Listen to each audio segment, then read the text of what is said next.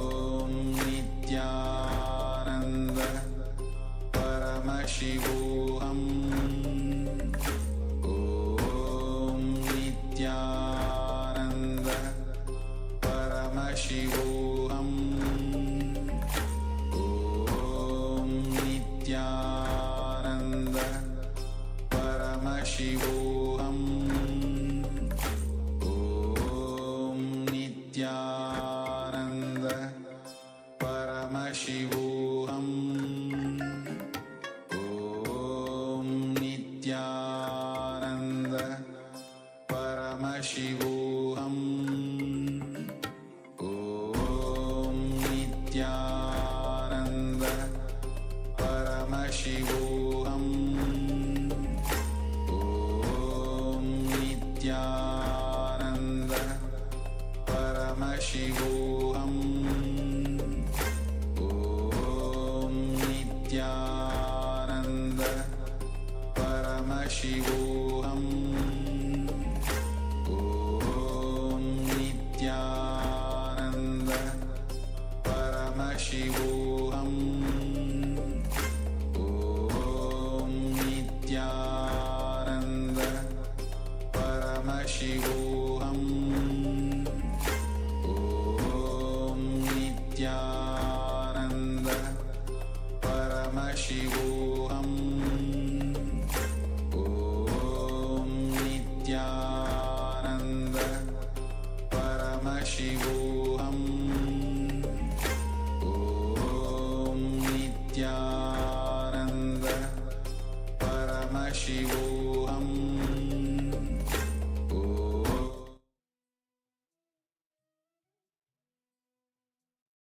Yes, Nitana everyone, all of you can relax now. You can open your eyes.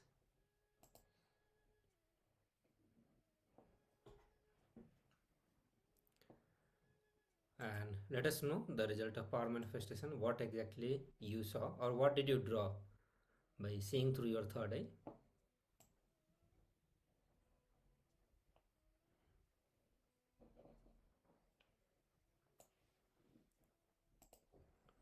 So I request all the participants to share the experience of power manifestation. What did you see through your third eye?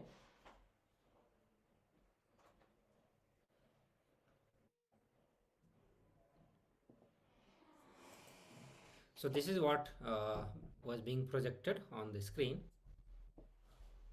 and you can see there. If you saw animal, horse, and the grasses, and some trees are also there, and the white line can be seen. So if any of this you saw, you manifested the power for that. Okay, so Morning is saying she saw crocodile. Okay, crocodile is not there. Okay, no issues with that.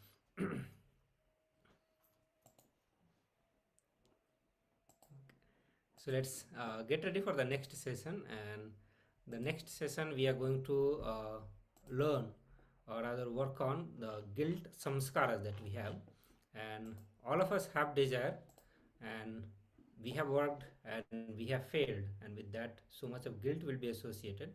And many times we have so much of guilt with things that we do not want to manifest, like we do have guilt with the money many times, because we would have got into some sort of situations where we saw that the people with money were not good, not the good people, and we start having the guilt towards the money, or for various reasons we will see that how the guilt impacts what we want to manifest in our life. Okay, so what is guilt? Let us understand the definition that Swamiji says, and he says that when we have desires, we have guilt as well also. Guilt is opposite face of desire, means every time we have desire, we have some guilt also, because he is saying this is opposite face of desire. So sometimes we feel guilty about desiring something because we feel it is not right to desire it. And we have seen in the various society there are various standards are there, and whenever we want to desire something, we always look for societal standards and the rules and regulations or the limitations that may be there. So that is also there, that there are many things, there are many times when we feel guilty about desiring something. Other times we feel guilt when our desires are fulfilled because we feel we are not deserving of what we received. So even when it is fulfilled, you wanted to have it, it has been given also, it has, the cosmos has manifested, but you feel that you do not deserve what you have received it, or you do not feel that you worked for it and you got it, means in a way that you are not feeling that you are a deserving candidate. It's kind of a gift given to you. So whenever your desire do not come, you feel guilty because you feel you have not done what you ought to have. So desire invariably lead to the guilt. So anytime we saw the 4-5 different situations. You have desire, you have guilt. You want to desire something, you get into guilt. You don't feel like you should desire about this. You should have right to desire. There are times your desires are fulfilled, but you feel guilty because you think you do not deserve it. There are times your desire do not come true, and because of that you start feeling guilty because you have not done enough to have that desire manifested in your life. So invariably we can see that the desires are somewhere related with the guilt. Now let us understand guilt in a deeper sense. Guilt is nothing but your past decisions and actions being reviewed with the updated intelligence that you have right now. For example, when you were in school, you might have said a few mean things to one of your friends, which caused your relationship with that friend to break. Now, this many years later, with the intelligence that you have at this moment, right now, so much maturity, so many cognitions that you've been empowered with all of that, when you look at that past incidents, how can we how can it be right to review that incident and feel guilty about it? At that time, you had a certain intelligence, and with that, you behaved in a certain fashion. But now you have updated intelligence. So, looking at the past incident with updated intelligence is the source of guilt. So we need to understand what is gone is gone. We cannot do anything about it. You had that intelligence at that time, and that is what was the outcome of it. So what has been done is done. We cannot undo it. But if you constantly think about the past and feel guilty, we are only destroying our present and our future also. So we have to very clear, the past is gone is gone. You cannot do anything. You cannot go back in the past and change the whole situations and start behaving intelligently. Whatever intelligence you had, you behaved out of that. Now if you continuously think about it, it's not going to help. Not just not going to help, but you get into guilt that sits in your present and that goes on affecting your present and future both. So all you can do is not to repeat the same pattern again, that's all. So if you acted out of a certain pattern, what you need to do, you need to look into those situations, the incident which created guilt in you. Look into that and see if any powerlessness was developed, and if you are repeating that pattern again and again. If you develop powerlessness, then it will be repeating again and again. So that is what you have to do to bring completion with it, so that you do not repeat in the future. And that is what is the maximum that you can do. The past is always past. It is always dead. That is why it is called past. But we always let the past affect us. How do we allow this to happen? This happens in two ways. One, if you review past incidents, decisions that you made using the present intelligence, what you have right now, that creates guilt. That is one way. The other way is if you base your present decisions on past experiences. You will be repeating the same past into the future also. Maybe in a little updated fashion, but still the decisions of it is based on past experiences. And then same again and again, the past enters into the future as well. So these are the two ways it continues to affect us. So now we are going to look into the different kind of guilts that we built in our life, and each of those dimensions will work separately, individually. We look into every aspect of that life and look into what kind of guilt we have built, and ultimately we will be working on doing completion with all of that. So there are three kinds of guilt that Swamiji has introduced, that Swamiji has told all of us, and that take root in all of us, and it kills our intelligence. The first guilt that is created by our immediate family, and then the guilt created by social laws, and then there is a guilt created by ourselves. So it's not that only society is responsible, not that only you are responsible, but you can see that your immediate family, your social societies where you are living, and you yourself go on creating guilt and go on killing your natural intelligence. Now let us look at how guilt is created by our immediate family. Before the age of 7, before we are 7 years old, the guilt is created by our immediate family.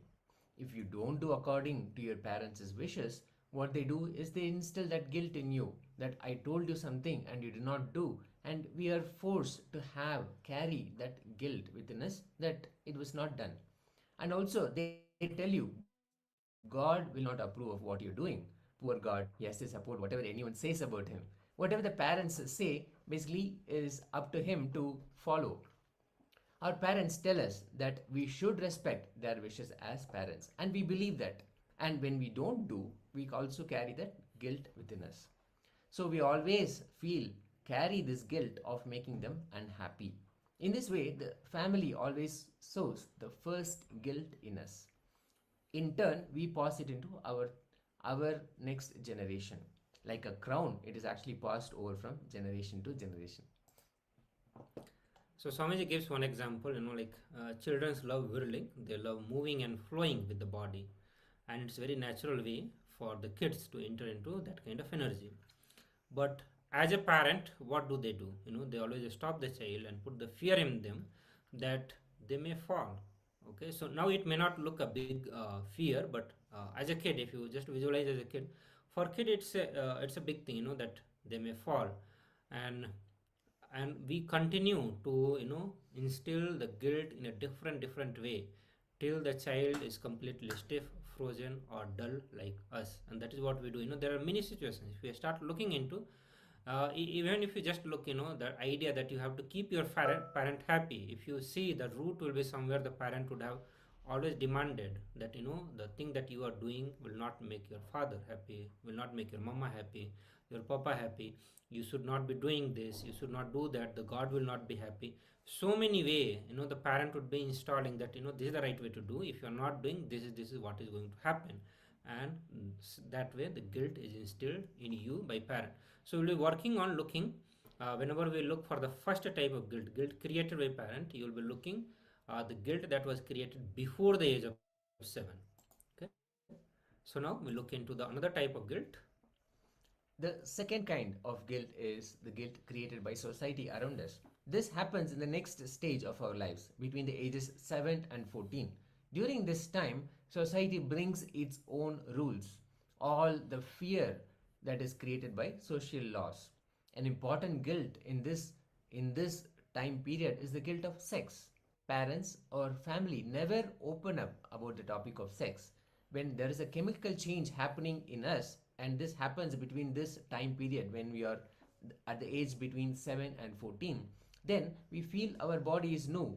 A lot of questions arise and a lot of clarity is needed, but at that time neither our family or our parents is willing to give it. So that creates that lack of understanding creates so much of guilt about the changes that are happening in our bodies. And to add to it, society instills the feeling that we are not enough unto ourselves.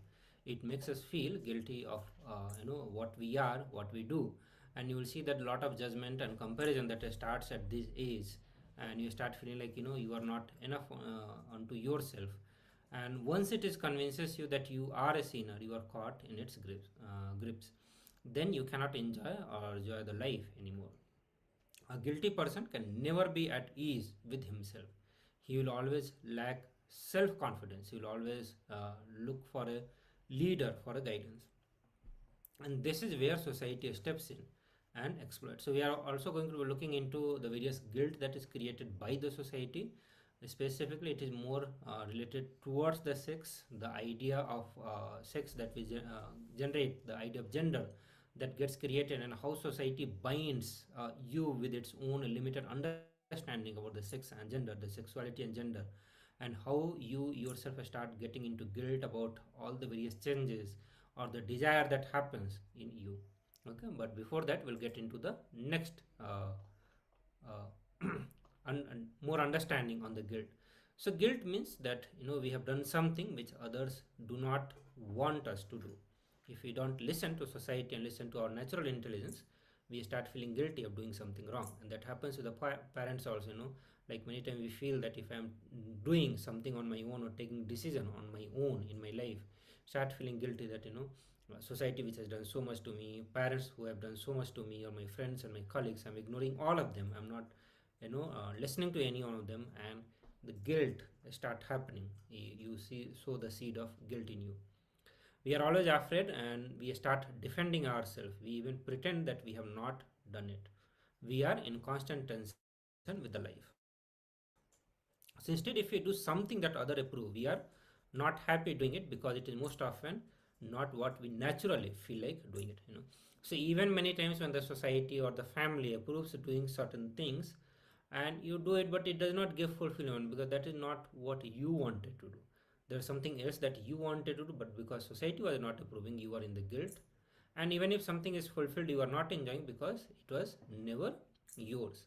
And this is the dilemma that we are always caught in.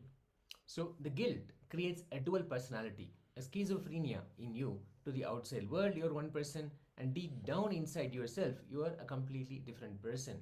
Guilt is that wedge that is inserted in our inner space, which makes you take this double standard. On the one hand, we have our natural intelligence, which tells us we have to do a certain thing, which is in direct conflict with what actually always others have told us that they want to happen for us to do. And this conflict, this dual personality, because we always try to keep others happy, always creates that wedge in our inner space. That wedge is guilt. So the next one comes the guilt created by us. So now we looked into guilt created by our immediate family, which is our parents mostly, and then guilt created by society, and then we are going to learn about the guilt created by ourselves. So till the age of 21, the knowledge from family, society, all of them create guilts. But after 21, the guilt sown in us by family and society grows root inside us, and we start creating guilt for ourselves without any reason. So now, because we have learned to live with the guilt, and we ourselves start creating more guilt for ourselves, and it becomes a permanent guest in our being. So the third guilt, that is the worst. It is the one which we create for ourselves, and when we internalize the guilt based on the greed and fear, we create new types of guilt for ourselves. So look into this also, the various kind of guilt that we create by ourselves. If we look into our lives, we can see how every moment we are subtly looking for some reason to fight with ourselves, to feel that discontentment with ourselves. We cannot remain without any conflict, some conflict or the other. We want to just create misery for ourselves because that is what we have been taught. Even happiness, just being happy, is a sin. If you can recall, just whirling in a simple way as a child and being happy about it, immediately it has been told to us it is a sin. Being happy has been told to us is a sin. So guilt has no basis, but it can destroy our whole life. And I think once we start looking into when we are going to do internalizing exercises, you will see that how guilt has been actually destroying our life. And if we can live without the guilt, Swami say that we will enjoy every single moment without any regret, and still will fulfill all our responsibilities. And I can say that this is another guilt that gets into our system. We feel that when I have to enjoy the life, when I want to enjoy my life, I'll not be able to fulfill the responsibility that I have. And in the name of responsibility, whether a family or the society, we have to sacrifice things. But if we do not, we get into guilt again for that one. So the only key to come out of this is to raise ourselves by ourselves. Once we become aware of how we are driven by guilt, then we can start practicing how to come out of it. When we start practicing anything, naturally, we will slip a few times. But when we practice to be without guilt, then we are bound to slip back into the older patterns of fear and greed. Then suddenly we will remember, oh, I started working out of fear. I started working out of greed. Then again you will start fresh. When you start working, naturally we'll see these things are happening. It is how when we start living out of a new cognition, this happens. This is something that we will encounter.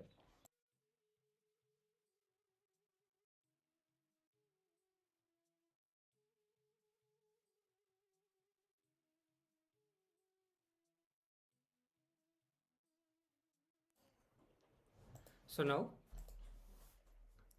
Swamiji says that the guilt is actually the shadow of the ego. When somebody says something and we become angry, it is the ego and our idea about ourselves that causes the anger. But right after we start feeling guilty about losing our temper. So this is what happens, and Swamiji says that guilt, how it is actually the shadow of ego. When somebody says something, we become angry, and later we start repenting about it. So now too, it is the same ego that causes the guilt. It gives you the feeling that you could have done better, you could have done differently to change the situation, but you did not do it. So there is a foundation, whenever you are looking into guilt, it's like that, you could have done better, you could have done better, and that is where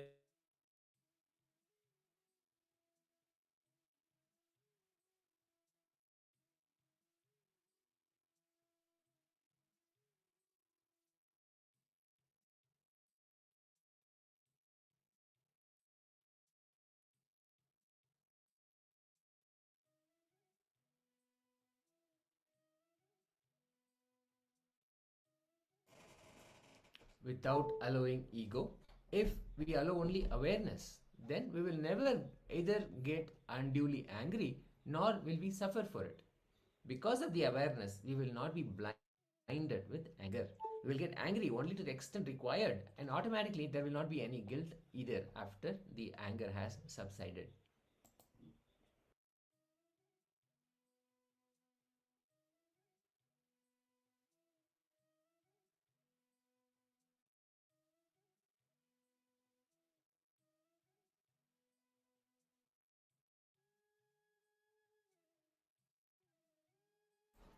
Guilt is the sure killer of intelligence. Guilt is the worst killer of intelligence. Swamiji says it will never let us move in our lives. so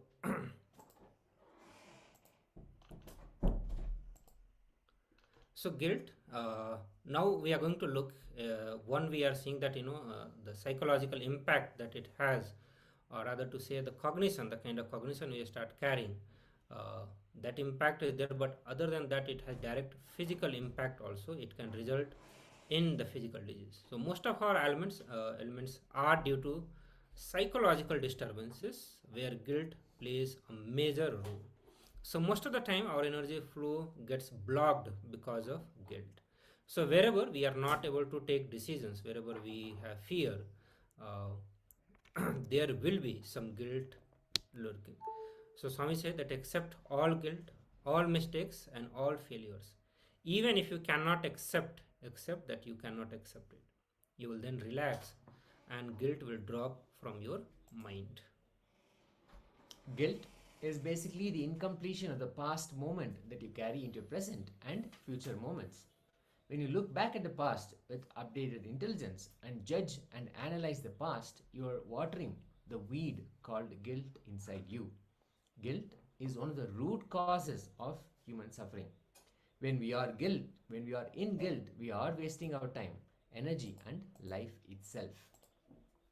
So let us now understand more powerful cognitions about how we can free ourselves from this cycle, this vicious cycle of guilt, the split personality, what Swamiji called as schizophrenia, where on the one hand, our ego is feeding the guilt, and at the same time, it is also creating the suffering based on all of the guilt. So let us now understand powerful cognitions from how we can really free ourselves from guilt from the Supreme Pontiff of Hinduism.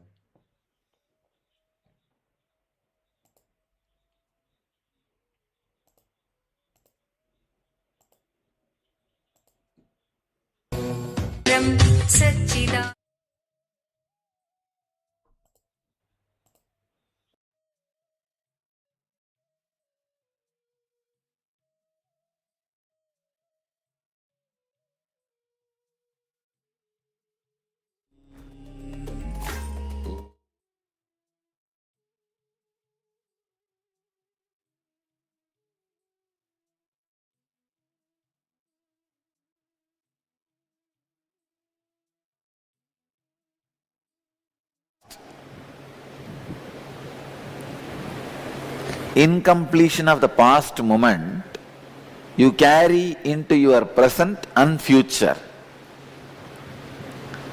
See, it's like trying to measure. Look at your past incidents with the updated intelligence. For example, I'll give you an example. At the age of 6, 7, you are playing with a toy. Your mother comes and calls you for eating. but you feel playing is so important, you say, no, I won't come for eating, you eat. Then your mother forcibly tries you, take you for eating, she just takes away the toys. Immediately the child starts crying, you die, you give me my toy. And now, if you sit and start worrying, now you know mother is more important than the toy. But at that time, you had only that much of intelligence. That's the reason you felt toys are more important than the mother. But if you start worrying for the ideas, concepts, decisions you had at that time, with the updated intelligence, is there going to be any end for it? No. It is going to be just a worrying process. Logically, it will never end. It will never conclude.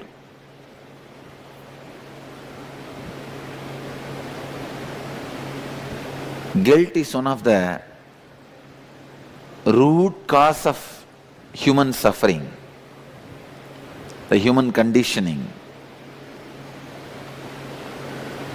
Guilt is nothing but wasting your time, energy, and your consciousness.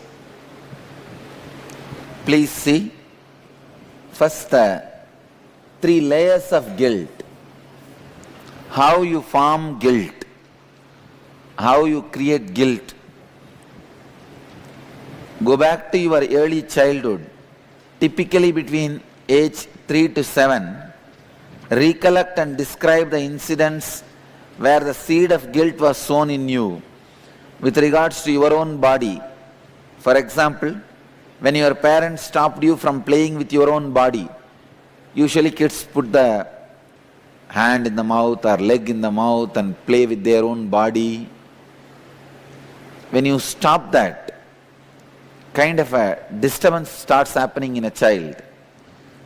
And second, go back to your early adolescence, typically between 7 to 14 years of age. Recollect and describe the incidents where the seeds of guilt related to sex were sown in you.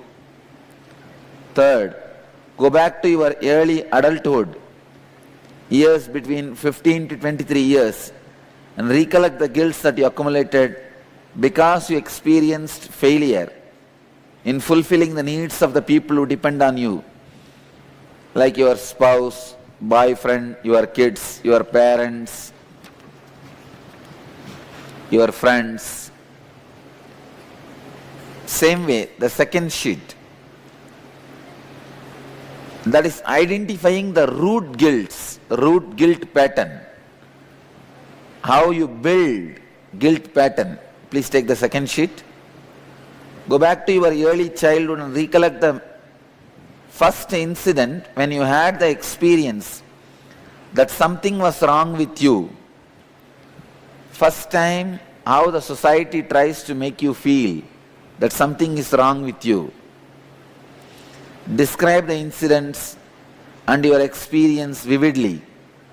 Identify and write down the areas of your life where you experience and express this guilt even now. For example, if they made you feel your handwriting is not good, it is very ugly, even now you will be feeling that when you write. Go back to your early teenage years and recollect the incident when you had the experience that you did not belong to a group or groups of people. For example, an incident where you felt you did not belong to your family anymore, an incident where you did not belong to your community anymore. Describe the incident and your experience vividly and write down areas of your life where you experience and express this guilt even now. Third, go back to your adulthood years and recollect the incident when you had the experience that you are all alone in life from now on. See, sometimes you break from the social hypocrisy. So same way, sometime you would have been broken or disillusioned by the society. When that happened, describe. And fourth, scan your life and pen down all the guilts that you are currently carrying in your life. Describe them clearly. Understand? When you describe, relive them. Reliving is relieving.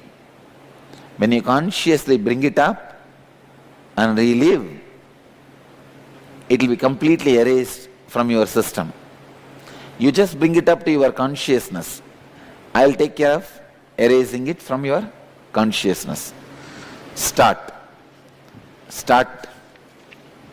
Totally 7 questions. Then the whole thing will be heard. Okay? Now, please put your papers aside. Everything aside. Spread all over the hall. Please spread all over the hall. We'll start the Kriya. To break the pattern of guilt. See, guilt is formed as a pattern in you. Whenever you are in low mood, your body is in low mood, guilt is formed. You don't need a reason from outside to form a guilt. If you are in low mood, you can form a guilt. Oh, it is such a beautiful weather, but I am sitting inside the hall. You can start feeling guilt. Please spread all over the hall. Sit in Vajrasana.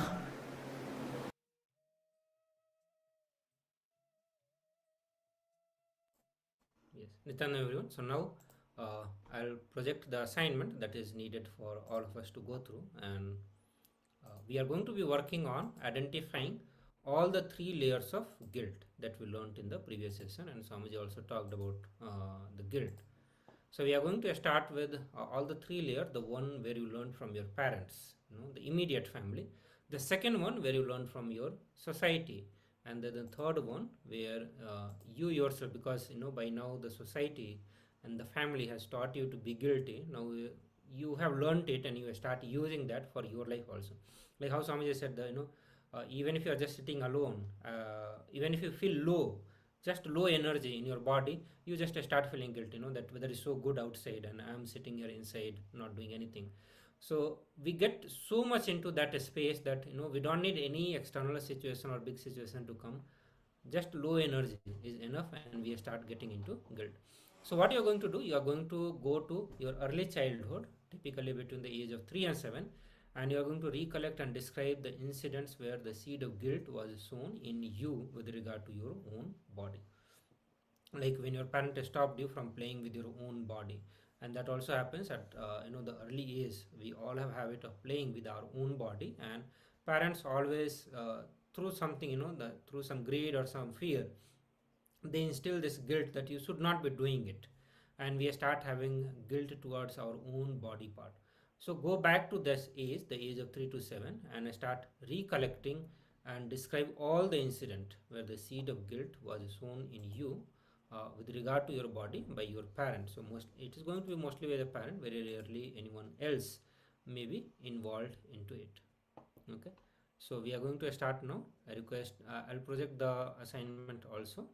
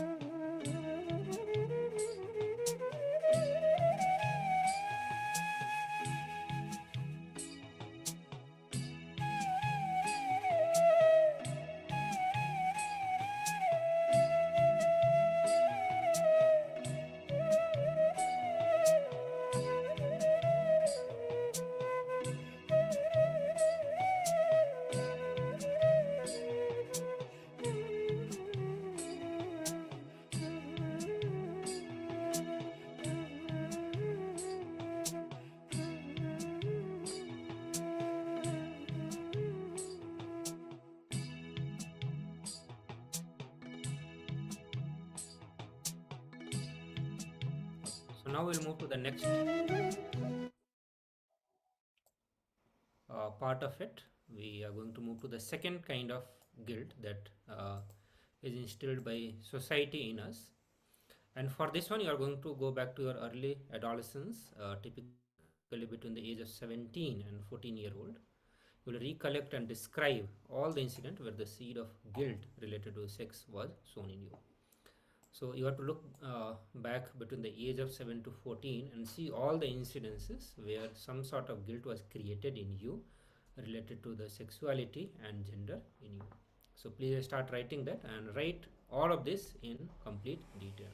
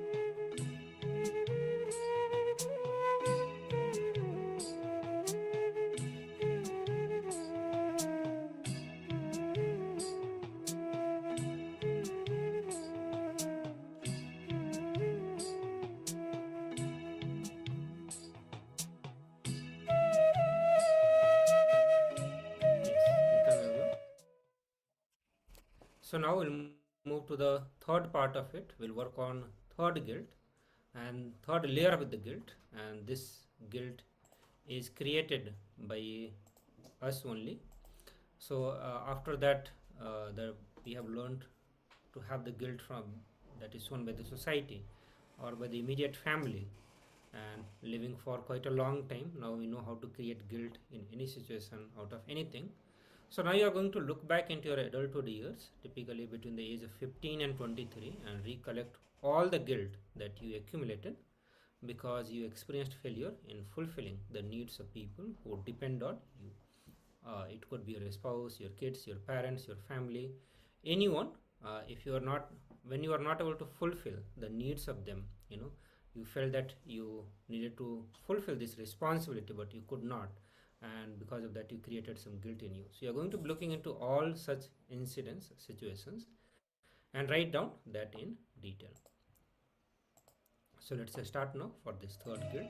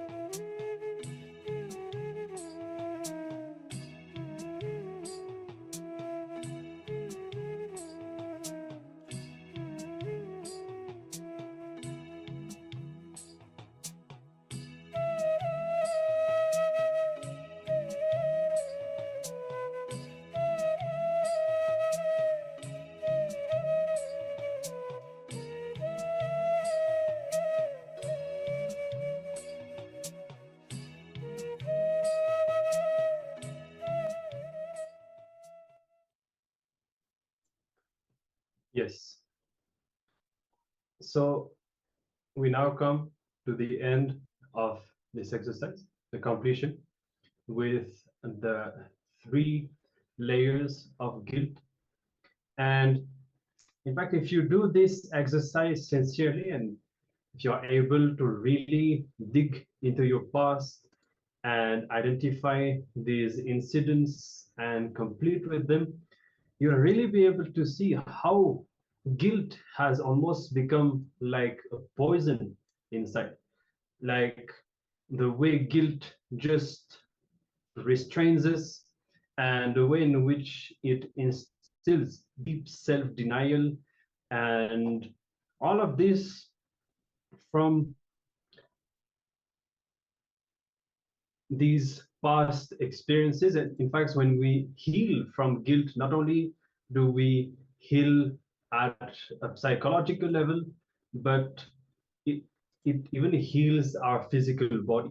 So make sure that you do this completion very sincerely and very deeply, and you'll be able to see the kind of a powerful impact that it has on your entire system. All right. So we'll be continuing, and in fact, our next session is going to be a Kriya. So it's going to be a quite dynamic session. You are going to be practicing a Kriya in different postures. It's quite simple, not very advanced. And this Kriya has been revealed by the Supreme Pontiff of Hinduism as a care for cancer. Okay, so it's a very powerful Kriya that can help not only any one of us who suffers from cancer, but ultimately all of us have some form of a cancer, as we are learning the science of guilt, how we are affected by guilt. We now see how it is this guilt that can give birth to even physical diseases. And this Kriya is going to empower any one of us to heal physically, psychologically, at all levels. And it will empower us also to break the very pattern of guilt itself. So before we start, a short disclaimer. This technique is not intended to be a substitute for any professional medical diagnosis or treatment. Individuals with any type of medical condition, elderly, children below 14, or pregnant women, or women who suspect they might be pregnant, are advised to seek professional medical advice before practicing this technique. Viewers who are not on two-way video conferencing are cautioned that they are practicing this technique at their own risk. All right. So with this, let's get started, and we will guide you through a step-by-step process to go through this Kriya care for cancer. Yes. So please understand, let's start with this, diving into this Kriya deeply from the level of the cognition that Swamiji is sharing with all of us. So the first thing this Kriya does is breaking the mental pattern that life is bad. You have a mental pattern that life is fundamentally bad, and this Kriya will break that mental pattern. So this Kriya which we are going to enter into is a simple 7-step process. Yes. So we'll be performing a set of pranayamas and kumbhakas in a different posture. And these are very easy, okay? I will be guiding you through these postures and these breathing techniques. So please arrange yourself, make sure that you are ready. To start this Kriya, you will require to be lying down on your chest. You'll be facing the ground, lying down. So you can have a yoga mat or even a cloth or a blanket on the ground. Make sure that you arrange that you are ready to start. The first posture that we will be assuming is the Ustrasana. So for those of you who practice the daily Nityananda yoga, you will know Ushtrasana. It comes in the Pratama Vinyasa Krama. And in this posture, you will be lying flat on your chest, lifting your legs upwards and back towards your buttocks and catching hold of your feet firmly. Now, from this posture, you'll be contracting your mouth and abdomen. Okay, so once you are in Ustrasana, just contract your mouth and the abdomen and just hold this posture for 30 seconds. Okay, the first step is not very long. Just get into Ustrasana, hold that posture while contracting your mouth and abdomen for no more than 30 seconds. All right, so we'll give a few seconds for all of you to start. Maybe within 1 minute, we'll assume that everyone has started, and we'll start counting 30 seconds from there, after which we will move to the second phase of the Kriya. So let's all start. Please assume the Ushtrasana posture, lying flat on the ground, and let's begin.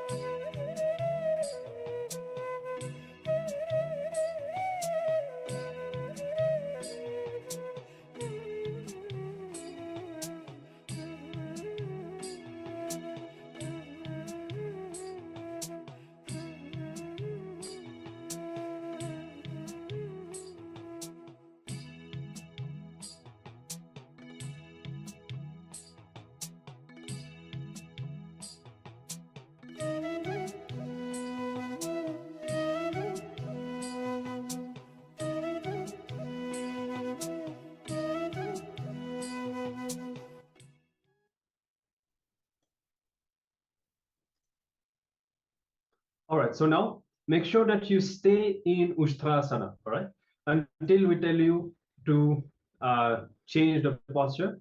Continue to be in Ustrasana. We are going to be performing a few pranayamas, a few kumbhakas in this posture. So the first one is called the Plavini Kumbhaka. And for that, start by inhaling completely. Okay, very deep inhale and fill your lungs as much as you can comfortably. And then contract your throat on your chest like this. And exhale. So very simple. You don't need to hold your breath in this kumbhaka. Just inhale completely. Bring your throat or your chin to your chest and exhale. Just do this 21 times, and then we will move into the next process, which will be another kumbhaka. Let's start.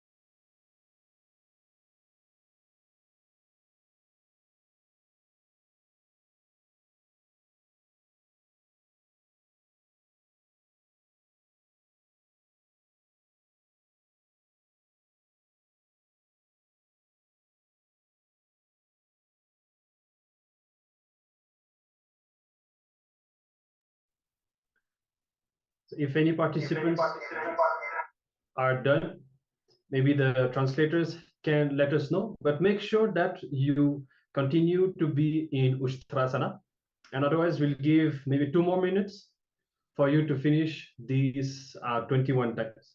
All right, let's continue.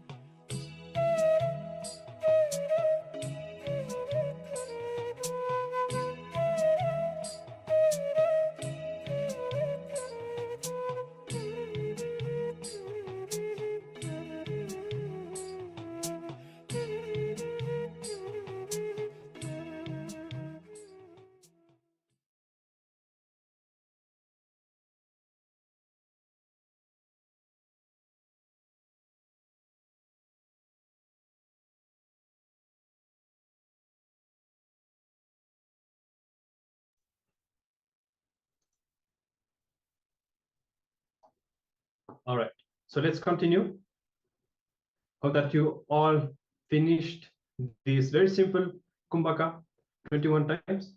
Now we're going to be doing the same, except that you will be holding the breath before exhaling. All right, so you're still in Ushtrasana.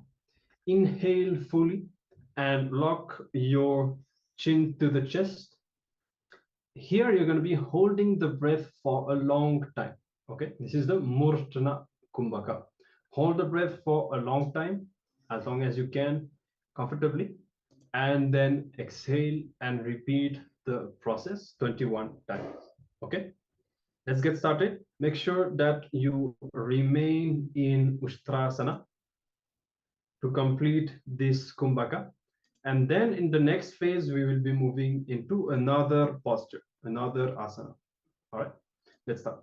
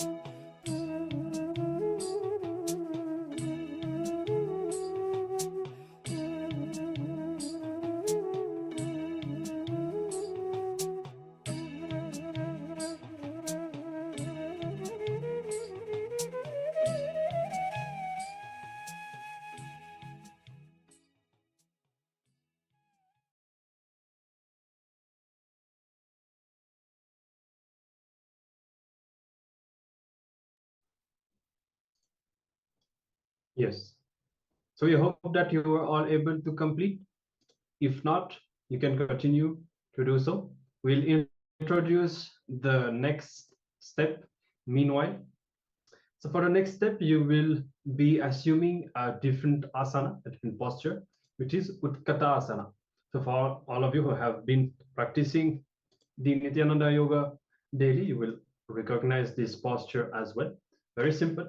Just sit, placing your toes on the ground, raising your heels, and sit in such a way that the inner region touches the heels. Okay. If it is too uncomfortable for you, you can place your knees on the ground. That is also fine. To begin with, just assume this posture for 30 seconds, and then we will be starting the Kumbhaka. So other participants who are done with the previous step, you can now come to Utkatasana and assume this posture. Just hold for a few seconds, 30 seconds. But even after you are done, do not come out of the posture until we are done with the different kumbhakas that we are going to be performing. Continue to remain in Utkatasana.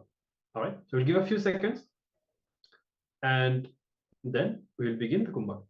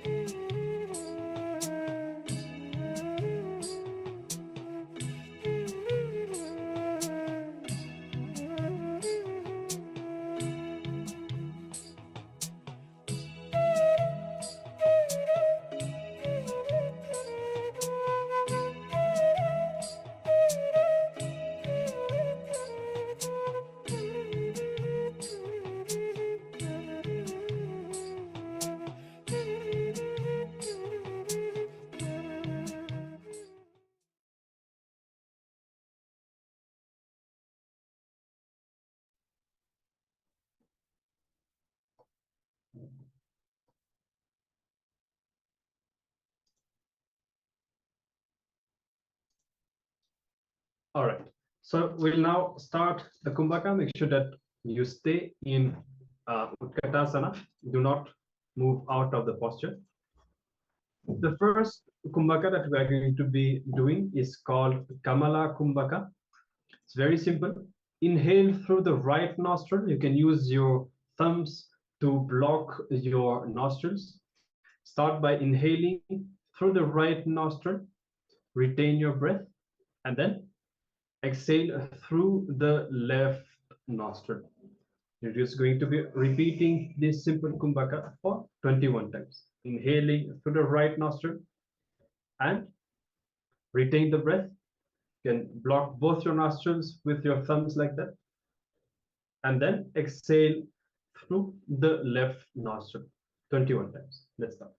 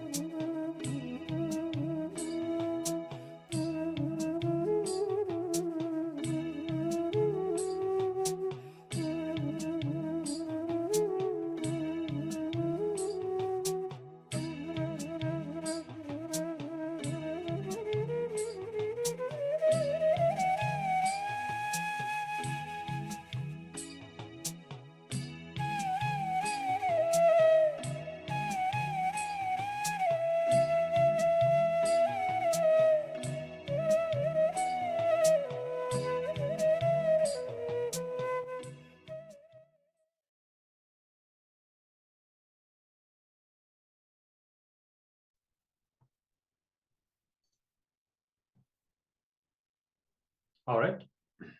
So now I hope you are able to finish 21 times. And let's start the next Kumbhaka, which is Kumuda Kumbhaka. Here you are still in Utkatasana and you'll be inhaling through the left nostril. Hold the breath and then exhale through, this time both the nostrils. Okay, I repeat. Inhale through the left nostril. Hold the breath, holding the with the thumbs. And once you have held the breath for as much as you can comfortably, exhale through both the nostril and again repeat this process 21 times. All right. Let's continue.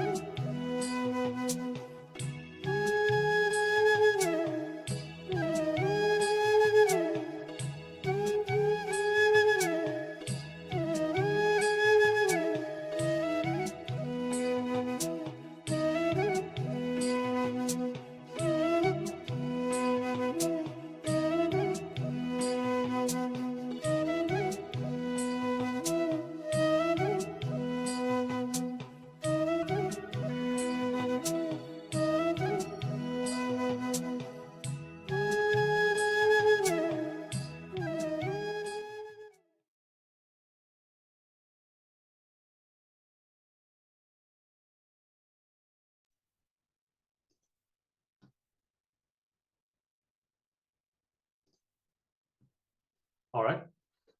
So we now move on to the last kumbhaka in this kriya, care for cancer, which is called the Kramanitra kumbhaka. Here you are still in Utkatasana. Remain in that posture, and you will be inhaling this time through the right nostril. Hold the breath, closing both the nostrils with your thumbs. Again, inhale through the left nostril. Hold the breath and exhale through the right nostril, not completely. Hold the breath and again exhale through the left nostril. Okay, I repeat, we'll be showing the slide as well. Inhale through the right nostril, hold the breath, inhale again once more through the left nostril completely, this time as much as you can. Hold the breath, then exhale through the right nostril, hold the breath, and exhale once more, a second time, this time through the left nostril. And you're going to be repeating this process 21 times. This is a very powerful process that will create very subtle energies inside us, and we will be able to experience the whole healing effect of this kriya. All right, let's start. Let's begin.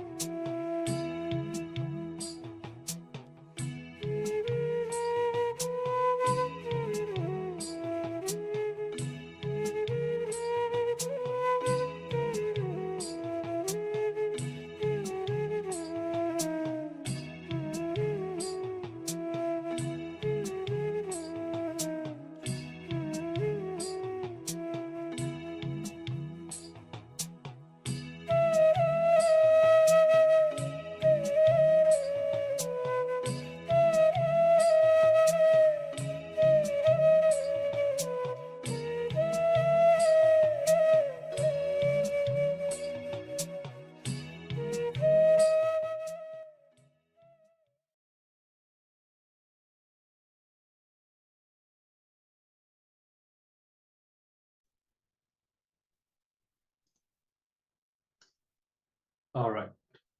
So you can now relax and just sit comfortably. Now for the next few minutes, you can close your eyes, sit in a relaxed way, just unclutch. Don't connect your thoughts and just sit, see what all is happening in your body, bring awareness to the energies that have been awakened inside through this powerful Kriya, and just experience, just witness, sit silently and unclutch from anything that goes on inside you, just for a few minutes.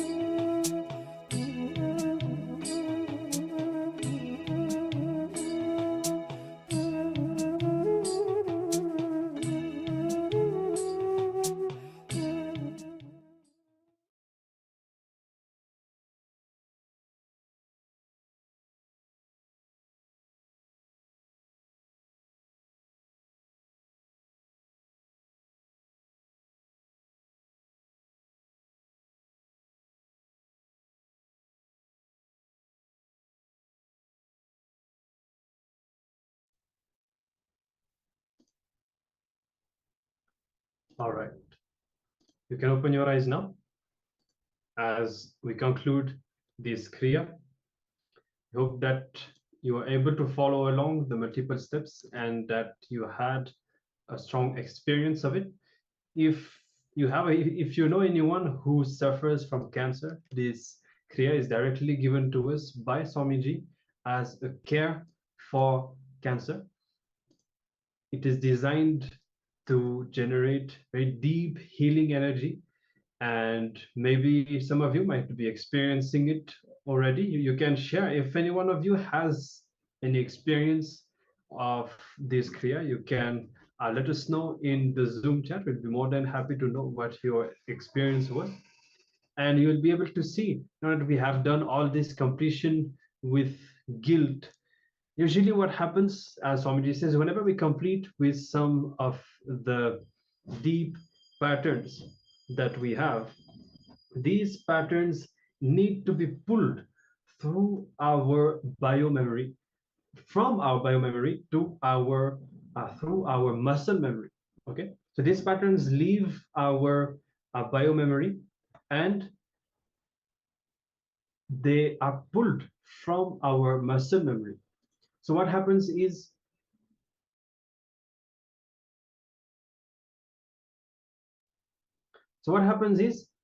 when we do this completion, physically we will be able to feel that all these patterns are pulled through our body. So either it is pain or very deep tiredness or all the effects, all the emotions that are associated with the patterns that we are completing with, all of these are pulled through our body. And in the case of guilt, then we can see all the depression and whatever is associated with this guilt that we have been doing the completion for. We will see how our body goes through all these experiences again. And this Kriya, even if we don't have cancer, is directly helping us to complete and detox our body from all these muscle memories so that we can start afresh, we can start new. And these patterns, the impact, the effects of these patterns are nullified.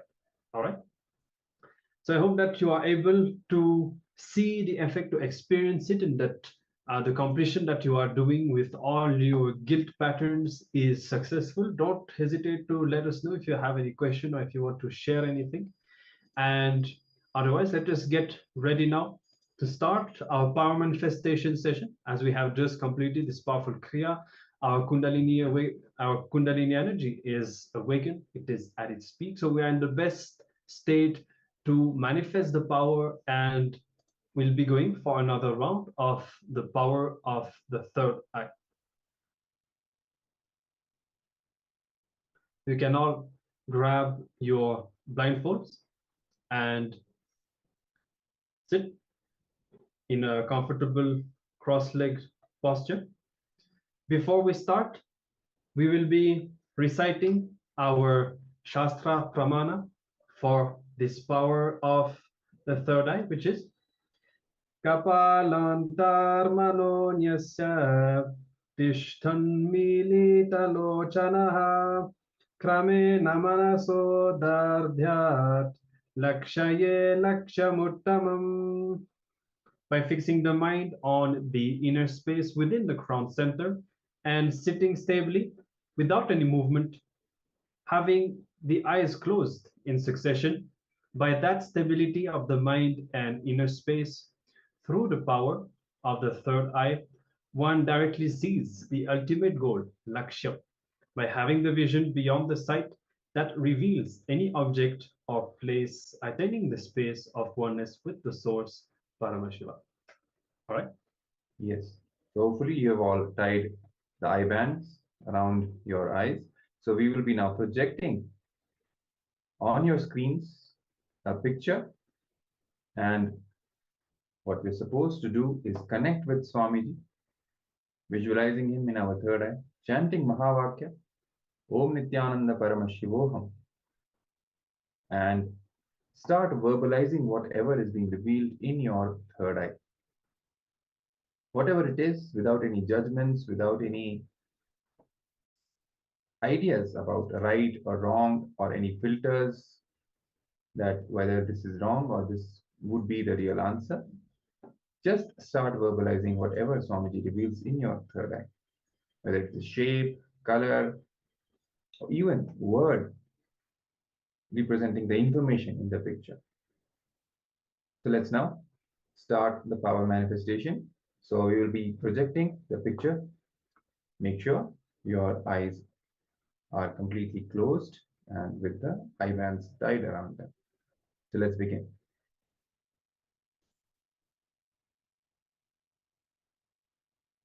Start chanting the Mahavakya, and with the help of your third eye, start scanning and start verbalizing whatever you see in your third eye.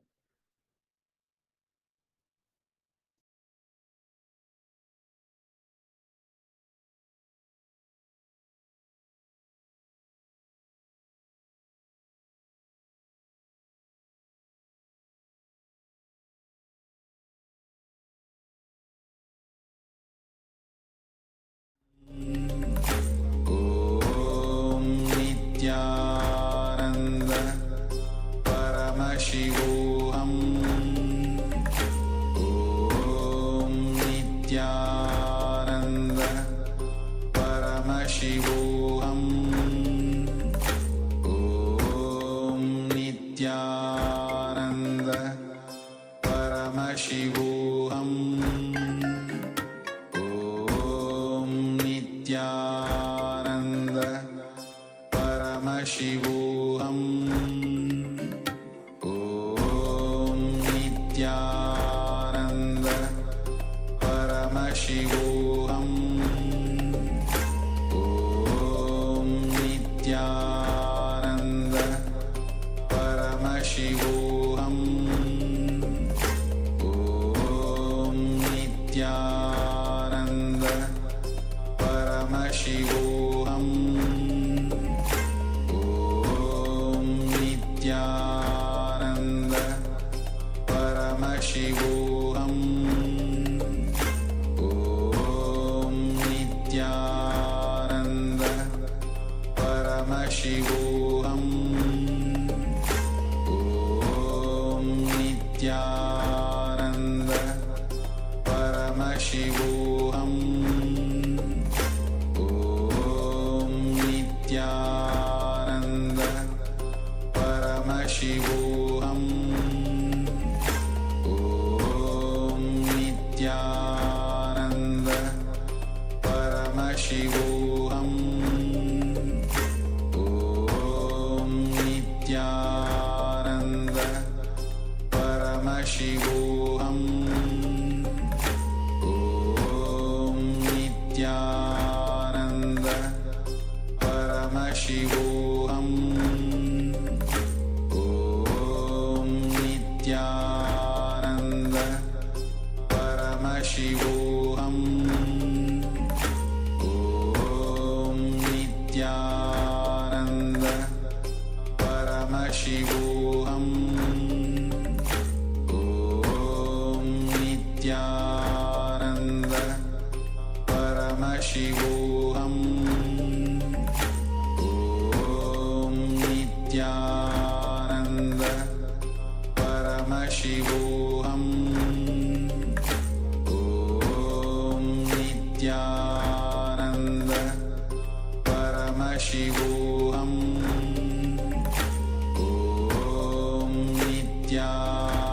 Om Nityananda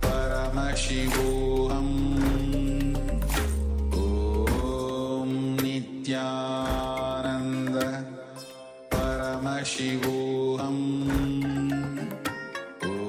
Om Nityananda Paramashivoham Om Nityananda Paramashivoham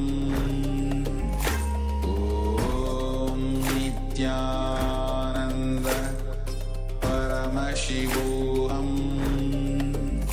Om Nityananda Paramashivoham Om Nityananda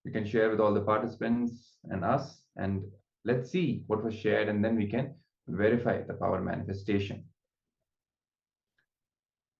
And also keep in mind, do not necessarily expect that the image should be shown exactly as it is. Many times Paramashiva will be revealing different dimensions of the image, whatever is shown. Sometimes it will come as a feeling, sometimes let's say that, for example, it could be, if it is the image of a person, you could be experiencing what are the thoughts of that person, or you could be feeling yourself something that is related. For example, say that there's a fire on the image, it could be experiencing heat. So anything that was revealed in your inner space during this power manifestation, make sure to share that. And also very important to share, because only when you share, you acknowledge what has been revealed to you inside. Otherwise, there will always be this, you will not be able to break this last layer of the self-doubt and building the confidence that we just know what was revealed to us, what we have seen is shown to us by Paramashiva.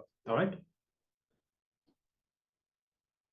Yes, and in fact, it's such a joy to experiment with this, because Paramashiva can reveal the details in any way possible. It can be picture, it can be words, letters, or even sensations, anything.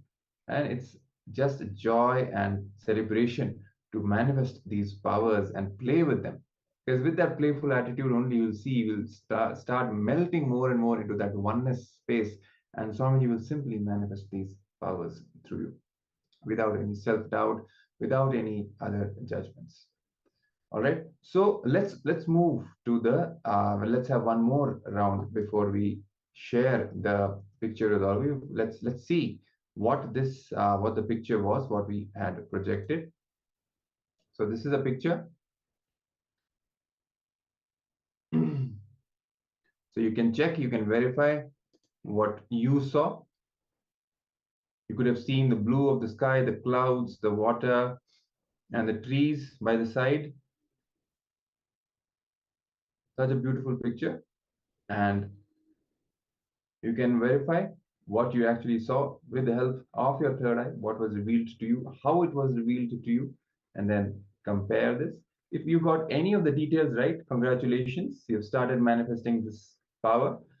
Just by more and more practice, you'll get better and better, and you'll see that once your self-doubt starts melting away, you'll see more and more vivid details from whatever is being projected on the screen in front of you. Okay, so now let's move to the next round, and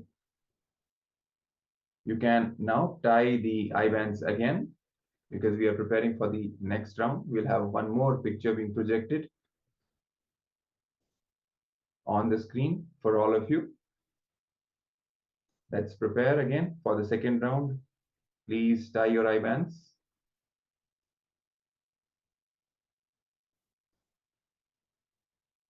Take a minute and tie eye bands around the eyes, and make sure your two eyes are completely blocked from any external stimulus. You should not be able to, even if you open the eyelids from behind the eye band or a piece of cloth if you don't have an eye band. So you should not be able to see any light entering through the cloth or through the eye band. It should be complete darkness in front of you. In that darkness, the space, you should be able to see the details getting revealed in front of you when you put your awareness on the third eye and start scanning. Yes, so hopefully you've all tied the eye bands by now. So now let's project the second image for all of you. You can chant the Mahavakya, Om Nityananda Paramashivoham, connect with Swamiji, invoke that space of oneness with him, requesting him to manifest through you and reveal the details of this picture to all of you, and then start reading with the help of your third eye.